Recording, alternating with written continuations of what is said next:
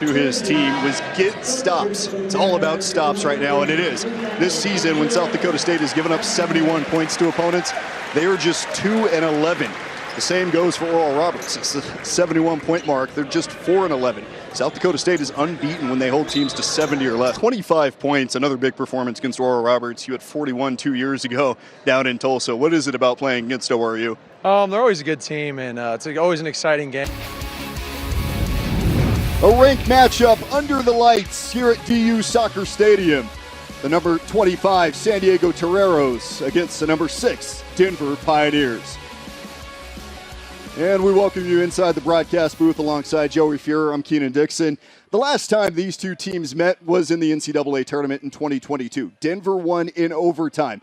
And these are two teams who have aspirations of winning a national title. They got close last year, but they were knocked out by the same team. Yeah, they certainly were. Big expectations, and there were big expectations a year ago with these two players on the field. Ian Smith, who now plays with the Portland Timbers, and Sam Bassett, now with the Colorado Rapids. They combined for 11 goals a season ago, 23 assists. Yeah, these are two key pieces for them in the nation, and you can see why.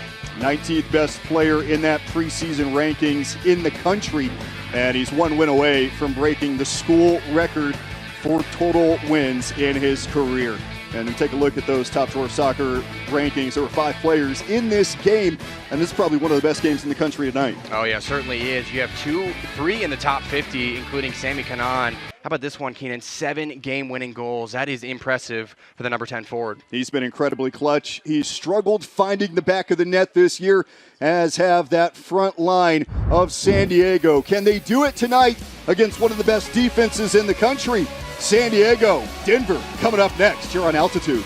They are 11th in the country right now. You want to get in that top 8 spot. They're going to need some help from some teams above them to lose on this Saturday, but they are just trying to bolster that resume going into the tournament. This is a big game for the Redbirds. For sure, and they're going up against the Salukis, who are led by DJ Williams, one of the best players in the Valley, heck, one of the best quarterbacks in all of FCS football. He's dynamic. He's accounted for 36 touchdowns this year, including 14 on the ground. This is a guy who's ran for 100 yards twice this season in a game. He is a game breaker and difficult to stop. Could be the final home game for Daniel Sobkowitz in his record-setting career. All he did last week was have 3 more touchdowns, all right? That's not bad, especially against South Dakota State, a really good team on the road. You get the big win. Looking to go back-to-back here in the Mile High City. Alongside Bailey Duplessis, I'm Kienan Dixon here on Summit League Network. Happy to have you with us for the first of 2 championship matches. We'll have the women's match coming up later after this one. For Denver, it's been a dominant season. They're number 63 in the country in the latest rankings, and they're led by one of the best players in the country, in Daniel Sancho, who comes in at number 45 in the latest rankings. This is The Power of We, presented by Intermountain Health, helping people live the healthiest lives possible. And it is skiing star and soccer star Liv Moritz. She's been a critical player on this Pios soccer team, but is now redshirting this soccer season in preparation of the 2026 Winter Olympics in downhill skiing. It's a slalom and Super G that she competes in, and giant slalom. She's been a 3-time member of the U.S. ski team, and on the soccer side, played in all 37 games in the last 2 seasons, scoring 12 goals. So she's a player that this team is desperately missing. Happy Summit League Spotlight Day. He's Darren Wallace. I'm Keenan Dixon. Something is in the water in Brookings. Both of South Dakota State's men's and women's teams are sitting in first place. The women continue to dominate despite losing Madison Boston for the season. The Jacks are on a 12-game winning streak and remain unbeaten in league play. This team is dominant. You said back on March 20th, after your team lost 7-6 to Utah, that they turned a corner and you saw a fight for the first time in a year and a half since you've been at Northern Colorado. What type of fight did you see from your team today? Getting down like that and then having to come back in it was special. Coach Amar said that there's some sort of formula that you have kind of working for this team. What is that formula? He wouldn't tell me. Welcome to the final round of the Summit League Men's Golf Championship here in 2024 from Covered Bridge Golf Club. I'm Keenan Dixon. As we get ready for this final round, we look back at the first 2 rounds in what's sort of a mixed bag of results. 71.89 was the average score across the board, under par in the first round. Several golfers going multiple shots under par, 5 under par, 6 under par, was the leading scorer from Ty Kretz from South Dakota State after the first round. The second round presented a much different golf course, including some gusty winds and some different pin locations that provided challenges for golfers and moved that average score up for the 45 competitors to just above 73. Big week last week, not just for yourself, but for your entire team. 31 points on Thursday in that overtime win, your 5th overtime win of the season. What is it about this team and knowing how to play in overtime so well? I don't know. It's starting to get a little annoying. Here's Holger Olsen on the corner. Outswinger toward the back post, and it's in! Just like that. Rain clears, lightning strikes. Denver up 1-0. Oral Roberts head coach Russell Springman was honest about his assessment of his team so far this season. They've struggled on the road. He said they've struggled to find an identity, and that inconsistency on the road has led to just 2 wins. Well, that point is magnified in a place like Frost Arena, where South Dakota State over the past 13 seasons have lost just 12 times. This might be his best coaching job in recent history because of all the injuries and all the adversity that they've had to overcome. But we heard him last week, and he talked about it's more than just a player going down. It's a human that's having their season stripped away from them. Helen Gold, your last name is pretty close to the medal that you're about to receive again. You go back-to-back in this event. His junior year really started that kind of thing, but then his senior year, yeah, some of his dunks were phenomenal. Nailed the feed, and there's the two-hand jam! It's been past him for a right-hand slam. League in field goal percentage, that's an efficient place. Oh my goodness. He obviously had a great hand in 2020, 21, and 22. At Bellevue West High School, just south of Omaha, William Kyle III flourished under longtime head coach Doug Woodard. William probably improved as much from his takeoff time here as a freshman to the time he was a senior to now as any player I've ever seen. Kalen Gary backing down, wrap around, another jam! Kyle has been a physical force. And now he gets to play in the NCAA tournament just 8 miles up the road. Pretty unbelievable. I mean, what are the chances that he'd be playing there? I mean, if you would have seen him when he was a freshman, you would have thought we were crazy if we predicted that or said that this would be his future. It's been a special week for Kyle, earning championship MVP honors after South Dakota State won the Summit League title, and now getting to debut in the NCAA tournament just up the road from his hometown. I feel like it was almost meant to be. I know my family, they were praying that I was going to be in Omaha. I was praying as well.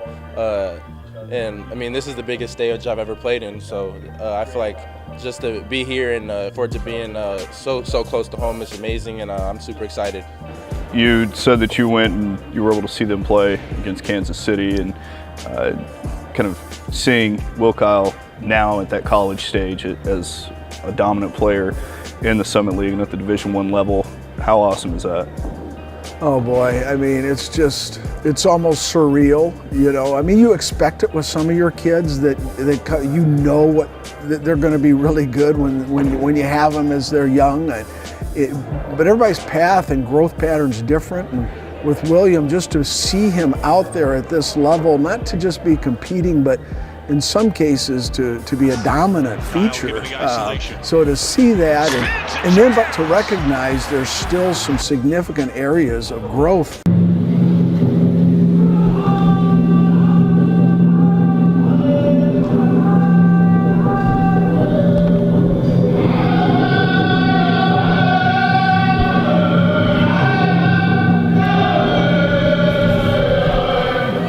I'm very happy, and it's a very important game. I mean, I just want to put on for them and just put on for everyone else that I know that can just compete somewhere and do something really good in basketball and just for their community. Basketball is bigger than a game. It's an opportunity. South Dakota senior Mason Archambault and North Dakota freshman Trayson Eaglestaff have taken a hold of that and hope others will follow in their footsteps. Words can't even describe how just grateful I am for this position that I'm in. I mean, I remember I worked at camp for Lindy Waters III. He plays at OKC. He's Native American. Got to talk to Kyrie before. Native American. He was over at White Shield. And I just see how all the Native Americans look up to him. It just means a lot that I can still carry it on and being a role model for younger people. On Saturday, hundreds of people traveled from across the region for South Dakota's second Native American Heritage Game and to see their role models play each other. Post-game pictures were, of course, included. North Dakota won the game, but the result is far from the story. It's one of perseverance.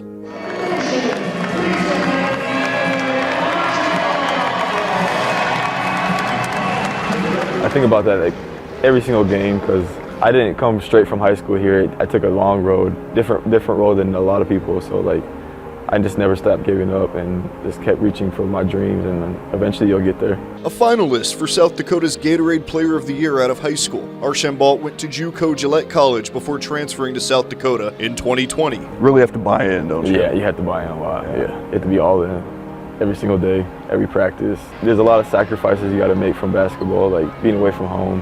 It's tough sometimes, but like you got to do what you got to do. All in? All in. Yeah, all in. Yeah. The two choose to share their experiences with hopes that the next wave of athletes are inspired. Reservations are really hard to live on, especially because not really that much money put into them. It's not a place where you want to live, but like people live there and it's hard to make it off. Putting on for like little kids like that can see like Native Americans can come as long as you just work hard and dedicate yourself to it. I mean, it's just a blessing for me to speak to little kids and just the community that you can do something with your life. You just work hard and put your mind to it. Sports can be the great equalizer. The journeys differ. Eagle staff wants to use his platform to make that journey just a little easier. There's so many people that have like a voice that don't really use it. For kids like North Dakota example, I went to the Wyatt every day of my life, and I just see so many kids there working and trying to get an opportunity to go somewhere in life, but we just don't get the opportunity. You're like, we have bad home lives. I just want to put on for them and everyone that I know that just deserves a shot. Mason Archambault and Trayson Eaglestaff, playing for something bigger, playing for the future.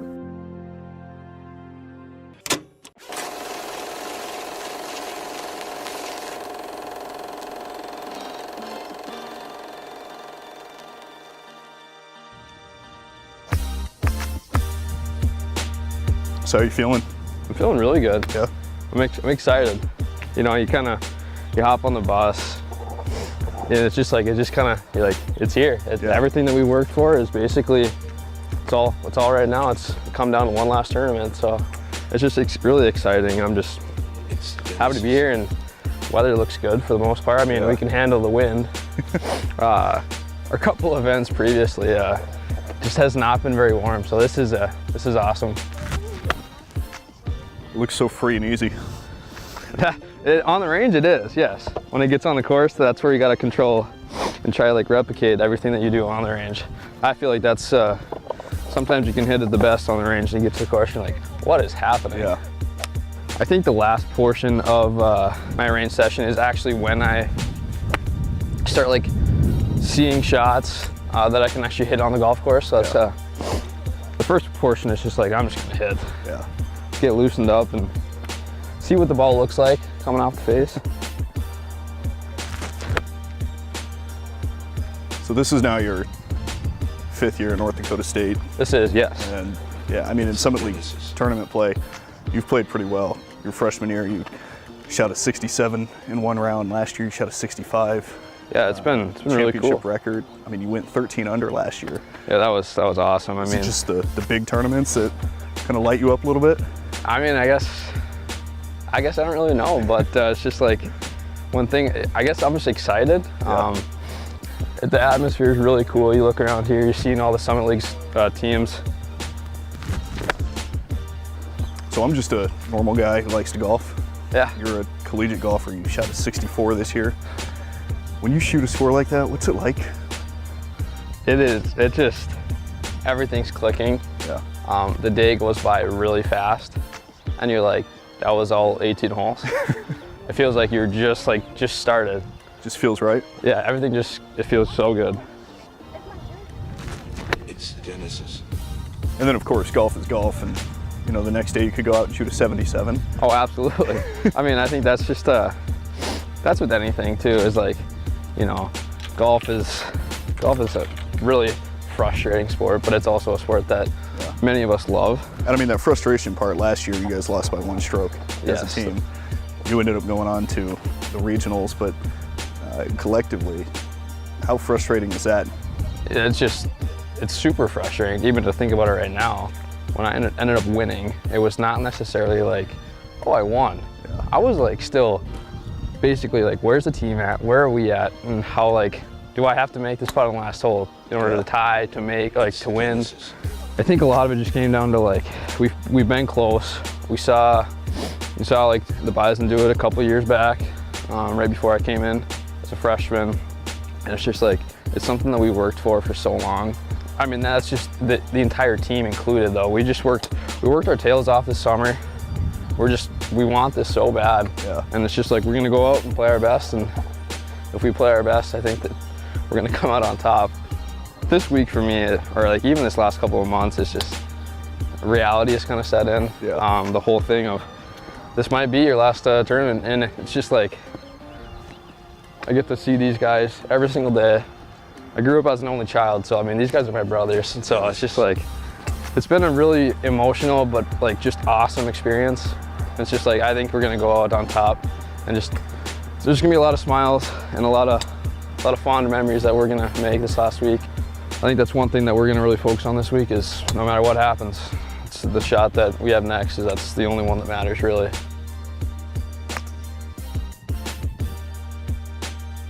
During the 2019 NBA playoffs, Draymond Green proudly proclaimed that he is the best defender in the NBA. It was a statement that was received with immediate criticism. He responded the next day saying, quote, "As a competitor, you're trying to do something meaningful. If you don't have that mindset that you're the best ever, you've failed already." 16 months ago, Frankie Fidler declared that he believed he is the best player in the Summit League. In a league that included an All-American and NBA draft hopefuls, perhaps Fidler was just a year early. Still, it's that mindset that has allowed him to take the reins of an upstart Omaha team and push them to first place in the Summit League. Like Draymond Green, Fidler has played with that confidence on his sleeve, and he's making a real case at being the best in the Summit. Can you put into words, when you kind of start seeing these performances pile up on top of each other, what it means to you to know, okay, I am who I say I am? I tell myself before every game, you know, trust the stuff you did when no one was watching, so the people who are watching can enjoy what you're producing. 7:20 to go, and there's Frankie Fidler. I think to get to this point, a lot of people really don't understand how much you have to truly love the game that you're playing. Mm-hmm. How do you get over those humps of early in the morning, it's cold out, -20 out, like it was a couple weeks ago, and you get here to the gym and you get shots up? Just seeing the bigger picture, knowing how much you love the game and what you'll do to go play the game. So I think, you know, just not letting outside things affect what you really want to do, especially on the court. White runs it down to the free throw line. Osborne up top, wing left Fidler for three. That's good, and the Mavericks have the lead. 6'7", you have a unique skill set at that size. I don't think a lot of guys in the mid-major game or really in the college game have that. Have you gotten any sort of feedback or any scouts or anything like that? People showing up, starting to take notice? I've heard from a few people. My AAU coach reached out to me and, you know, told him that, and he told me that some people reached out to him about me and kind of just, you know, seeing how I was on the court, off the court. So the attention is definitely picking up for me, and you know, I'm just blessed to be in the position I am. As a team right now, you guys are right there. You guys were picked, I believe, 7th coming into the season. Not a lot of high hopes from the media and I guess the coaches around the league for this Omaha program. What's your message to those people that voted for you guys to be lower than you are and kind of what you're projected to finish? When those preseason polls came out, we kind of took it with a grain of salt because we knew the talent we had on this team and we knew, you know, what we're capable of. And, you know, the season's not over yet, but we are in front of where they picked us right now, and we could really finish in the top, you know, 2 or 3 in this league. Just to all those people that didn't pick us, you know, just we're coming, and, you know, Omaha's here to stay in the top half of the league.